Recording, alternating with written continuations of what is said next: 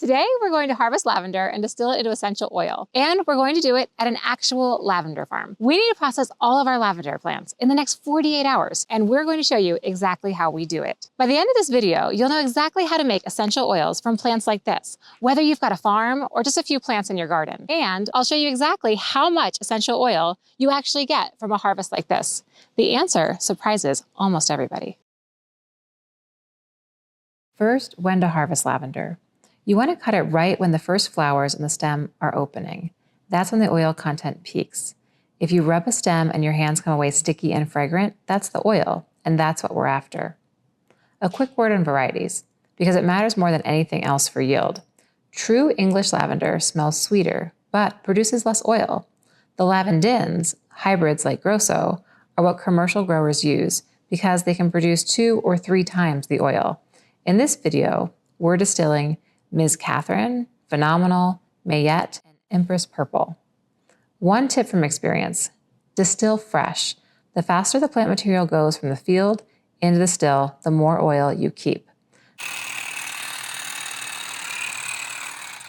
When you cut, you want to keep some green on the plant. Sometimes the woodiness, which you can see down here on older plants, can be a lot higher up. If you cut into this woodiness, you'll likely kill your lavender plant.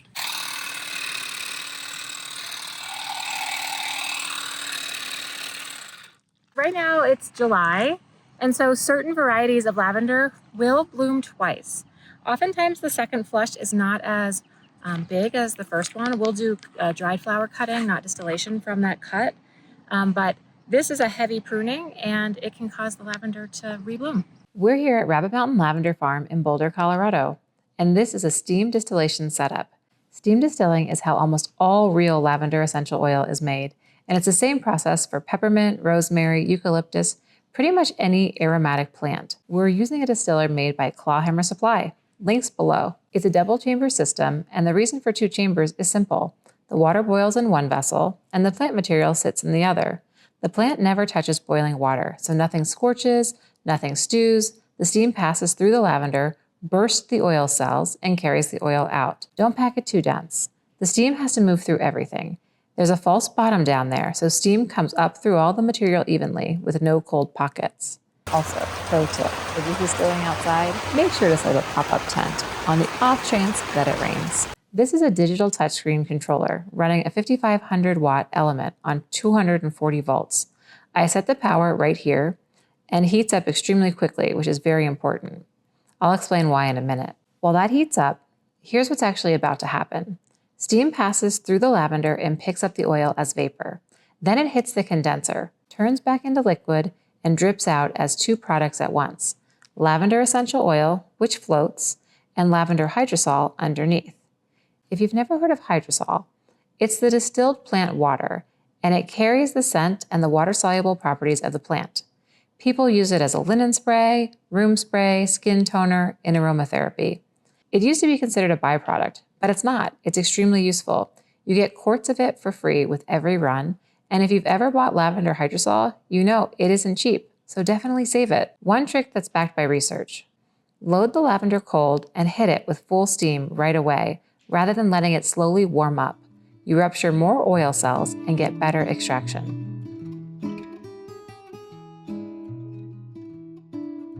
And there it is, the first drops of essential oil and hydrosol. You can see the oil separating already, floating right on top. We run each 8-gallon batch of lavender for about 30 minutes. With a powerful still, this is plenty of time to extract all the oil we're going to get from the plants. We could run longer to collect more hydrosol, but we found that collecting more reduces potency. This stopcock lets me drain the hydrosol off the bottom and capture pure oil. No pipettes, no skimming, no water left in your oil. Water in the oil is what makes it go bad on the shelf. We've been through a lot of different separatory funnels. The one we have right now doesn't have a huge volume, so this will not hold all of the hydrosol and oil that we get from one run. And so what we have here is a piece of flex tubing that directs things right into the separatory funnel.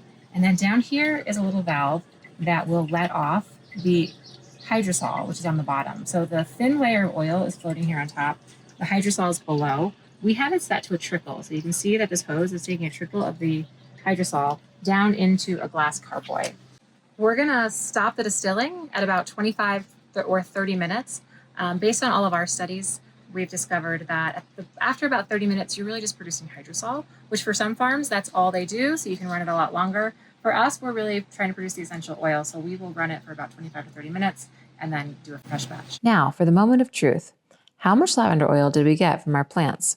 The short answer is that our plants produced roughly 30 to 70 milliliters per batch, and we distilled anywhere from 6 to 8 pounds of lavender per run. Average that out, and you get about 7 milliliters of oil per pound of fresh lavender, about a quarter of a fluid ounce, sometimes as little as 4 milliliters, sometimes as much as 12. Why such a wide range? Oil production varies widely based on the specific plant maturity, how well the flowers are developed, the time of day the plants are harvested, the method of distillation, and more. Varieties like Grosso, Riverina Thomas, and Empress Purple produce a lot more oil than a variety like Miss Katherine or Buena Vista. If you're trying to produce a lot of oil, my advice: plant high-yielding varieties. Wait until 30 to 50% of the flowers are in bloom, pick in the morning, distill immediately after harvest, and steam distill with a powerful heating element like the one we're using here. One of the things that we do here at Rabbit Mountain Lavender is we let the bees tell us. So if a plant has bees on it, it's a pretty good indication that it's ready for a distillation. And what I mean by that is if you look at a lavender plant,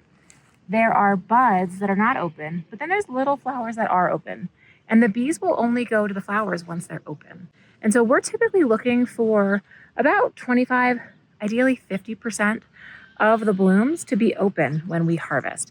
If you go too far, then you start losing some oil production. And if you go too early, then it hasn't produced enough oil yet. When a lavender plant kind of becomes alive with bees, like that one there, it's nature telling us that it is full of oil. I also strongly recommend weighing your plant material and measuring your oil production on every single batch. It's the only way to dial in your process. We're using a baby scale to weigh the plant material and a kitchen scale to measure the oil. This is what a pound of lavender looks like.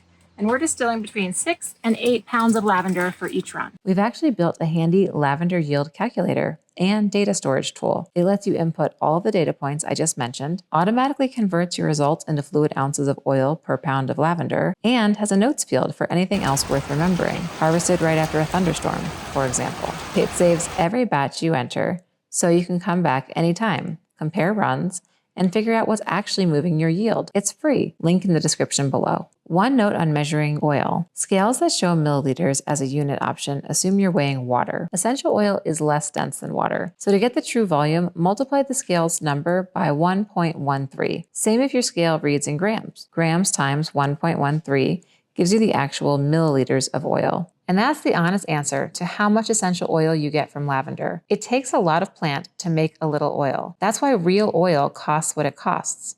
But every drop of this is pure, and I know exactly what's in it. So if you're growing lavender at home and wondering what to do with your lavender harvest, this is, in my opinion, the best answer there is.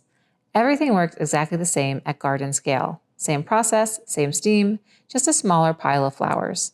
And it's not just lavender. Rosemary, peppermint, lemon balm, pine. If it smells good growing, you can distill it. Everything you saw today is linked in the description. The still, the controller, the separatory funnel, and a full written guide. Thanks for watching.